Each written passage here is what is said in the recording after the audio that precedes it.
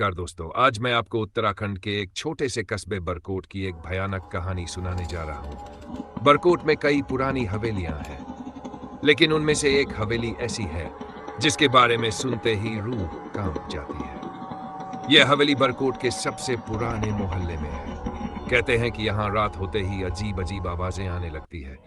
जो भी वहां जाता है वह वापस लौटने से पहले 100 बार सोचता है। एक बार मेरे एक दोस्त ने उस हवेली का रहस्य जानने की हिम्मत की। वह शाम को वहां गया। जैसे ही वह हवेली के अंदर कदम रखा, अचानक ठंडी हवा का झोंका उसके शरीर को छू गया। उस हवेली की दीवारें टूट फूट चुकी थी और फर्नीचर बिखरा पड़ा था। लेकिन सबसे डरावनी बात थी वहां की खामोशी। एक अजीब सी खामोशी जो आपको अंदर तक हिला देती है। मेरा दोस्त जैसे जैसे अंदर गया, उसने महसूस किया कि कोई उस पर नजर रख रहा है। अचानक पीछे से किसी ने उसकी कंधे पर हाथ रखा। वह मुड़ा तो वहां कोई नहीं था।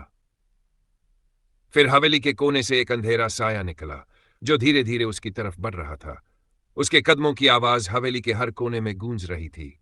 उसने भागने की कोशिश की, लेकिन दरवाजा बंद हो चुका था। वह फंसा हुआ था उस हवेली के अंदर, जिसे लोग भूतिया कहते हैं। रात के द्वार बजते ही हवेली के भीतर अजीब से रोने और चीखने की आवाजें आने लगीं। ऐसा लगता था जैसे आत्माएं आपस में कुछ कह रही हों। सुबह जब लोग वहां पहुंचे तो वे सिर्फ उस हवेली के बाहर उसके दोस्त को बेसुध पड़े हुए पाए। उसने कुछ समझाया नहीं, बस कांपता रहा। उस दिन से उस हवेली के पास जाने वाले की हिम्मत नहीं होती। कहते हैं उस हवेली में अब भी उन आत्माओं की आवाजें गूंजती है।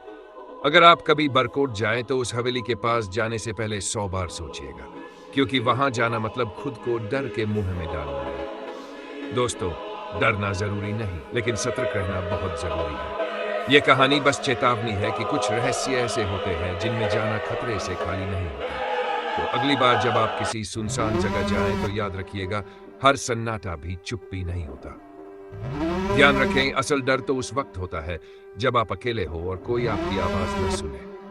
आपको कैसी लगी ये कहानी कमेंट में जरूर बताइए। अगर आप ऐसे और भी डरावनी कहानियां सुनना चाहते हैं तो चैनल को सब्सक्राइब करें और बेल आइकन दबाना मत भूलिएगा। धन्यवाद और सतर्क रहिए।